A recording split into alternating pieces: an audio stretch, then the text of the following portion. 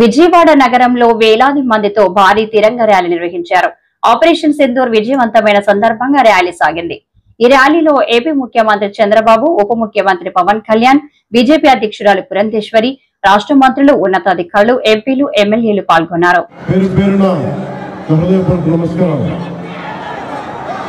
రాష్ట్ర దేశ విభజన జరిగినప్పటి నుంచి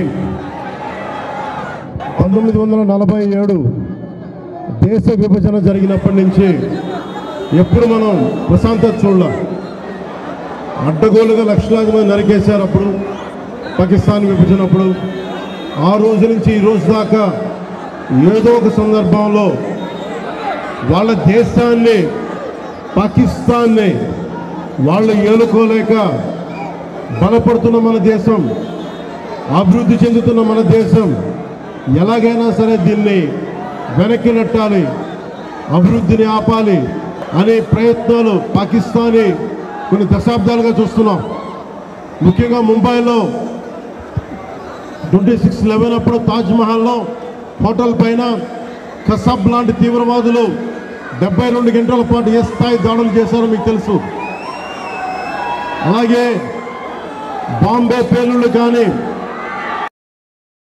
కోయంబత్తూరులో బాంబు పేలుళ్ళు కానీ, అలాగే గోకుల్ చాట్ కానీ, గోకుల్ చాట్ పేలుళ్ళు కావచ్చు, లుంబిని పార్క్ పేలుళ్ళు కావచ్చు, జామా మస్జిద్ పేలుళ్ళు కావచ్చు, వీటన్నిటికీ వెనక పాకిస్తాన్ హస్తం ఉంది. వారు ముఖ్యంగా ఒకవైపు సరిహద్దుల్లో మనం ఈ రోజున విజయవాడలో కూర్చొని, ఆంధ్రప్రదేశ్లో కూర్చొని మనం ఇట్లా తిరగలుగుతున్నామంటే జమ్మూ కాశ్మీర్లో కానీ, హర్యానాలో కానీ, రాజస్థాన్లో కానీ, సరిహద్దు రాష్ట్రాలు ఏవైనా సరే ఇంత ప్రశాంతత ఉండదు.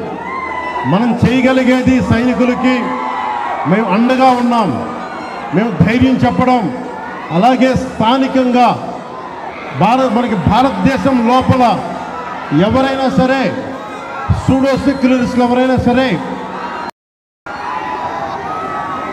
సెక్యులరిజం పేరు మీద సూడో సెక్యులరిస్ట్ వాదులు ఇది భారతదేశం ఆర్మీని కానీ, డిఫెన్స్ ఫోర్సెస్ని కానీ బలహీనపరిచే విధంగా, కించపరిచే విధంగా అలాంటి వ్యాఖ్యలు చేస్తే మటుకు మనందరి కర్తవ్యం వాళ్ళకి బలమైన జవాబు చెప్పడం.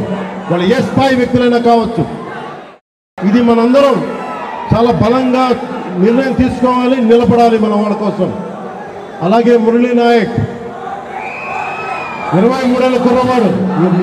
మురళీ నాయక్ దేశం కోసం సినిమాలు చూడలా, సినిమాలు చండింగ్ చెప్పలా, భారత్ మాతాకి జై చెప్పాడు. ఎప్పుడైతే భారత్ మాతని ప్రేమిస్తారో వాళ్ళు నిజమైన దేశ పౌరులు. సినిమాలు రావచ్చు, సినిమాలు పోవచ్చు. మొన్న టీవీ ఇంటర్వ్యూలో కూడా చెప్పా, సెలబ్రిటీస్ ఎవరు మాట్లాడలేదు, హీరోలు ఎవరు మాట్లాడలేదు, బాలీవుడ్ హీరోస్ ఎవరు మాట్లాడలేదు అంటే వాళ్ళెవరు కూడా దేశాన్ని నడిపే వ్యక్తులు కాదు. They are mere entertainers, they are good performers. అంతకు మించి సెలబ్రిటీస్ గురించి దేశభక్తిని ఆశించకండి. దేశభక్తి ఇక్కడ ఉన్నది ఒక మురళీ నాయక్ లాంటి వాడు, 23 ఏళ్ళ కుర్రవాడు. పోతే సైనికుడిగా పోవాలి, దేశాన్ని కాపాడుతూ పోవాలి. అలాంటి మురళికి మనం ఏం చెప్పగలం? తల్లిదండ్రులకి ఏం చెప్పగలం? ఒకటి దేశం కోసం ప్రాణాలు ఒడ్డేసి వెళ్ళిపోయిన మురళీ నాయక్ ఆత్మకి శాంతి కలగాలని కోరుకుంటూ నిరంతరం మన గౌరవ ప్రధాని శ్రీ నరేంద్ర మోదీ గారికి ఎల్లప్పుడూ వెన్నంటే ఉంటాం, అండగా ఉంటాం అని తెలియజేసుకుంటూ,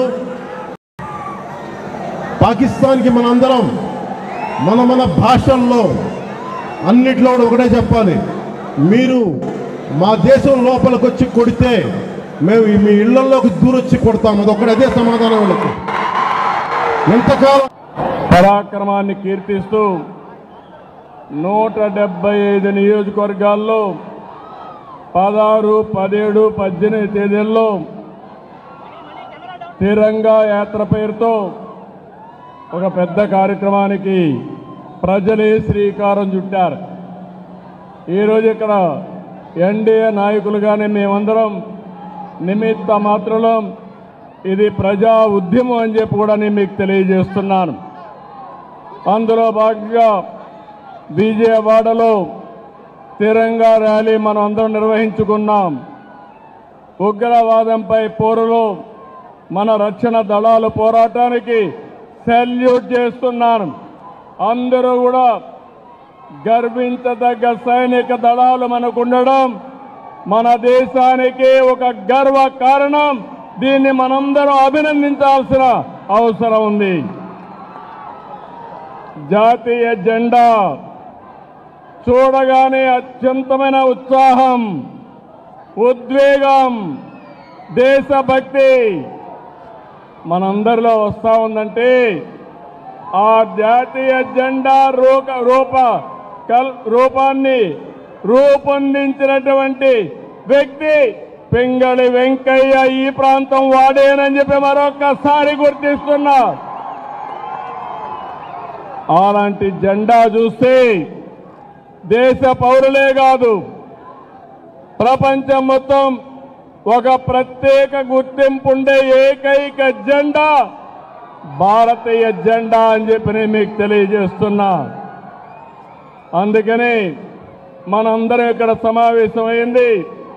పహల్గాం అనంగానే మనలో రోషం వస్తుంది, కోపం వస్తుంది, ఉద్వేగం వస్తుంది.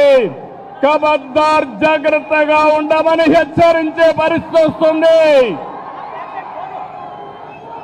జరిగిన సంఘటన చూస్తే భార్య ముందరనే భర్తని, కొడుకు ముందరనే తండ్రిని మతం పేరడిగి చంపేశారు. ఇదెక్కడ న్యాయం అని నేను అడుగుతున్నా. అలాంటి సంఘటన దేశం మొత్తం ప్రతి ఒక్కరిలో కూడా ఒక ఆవేశం వచ్చింది. అంతేకాదు ఒక బాధ, ఒక పక్కన ఆవేదన కూడా వచ్చే పరిస్థితి వచ్చింది. ఇవన్నీ చూసిన తర్వాత ప్రధానమంత్రి నరేంద్ర మోడీ గారు ఆడబిడ్డల నుదుట తిలకంతుడు చేసిన ఒక్క ఉగ్రవాది భూమి మీద ఉండడానికి వీలు లేదని ఆపరేషన్ సింధూర్కు శ్రీకారం చుట్టారు. మీరు గుర్తుపెట్టుకోండి, మనం ఎప్పుడు కూడా వేరే దేశాలపైన యుద్ధానికి పోవడం లేదు. కానీ ప్రపంచాన్ని పట్టి పీడిస్తున్న సమస్య ఉగ్రవాదం. ఉగ్రవాదం పైన పోరాడే ఏకైక దేశం భారతదేశం, ఏకైక నాయకుడు నరేంద్ర మోడీ. అందుకని రక్షణ దళాలు ఉగ్రవాదుల్ని ఈ దేశానికి తిరిగి కన్నెత్తి చూడకుండా చేయాలని ఎక్కడున్నా వాళ్ళ మీద మన త్రివిధ దళాలు ధైర్య సాహసంతో ముందుకు పోయినాయి. ప్రపంచ చరిత్రలో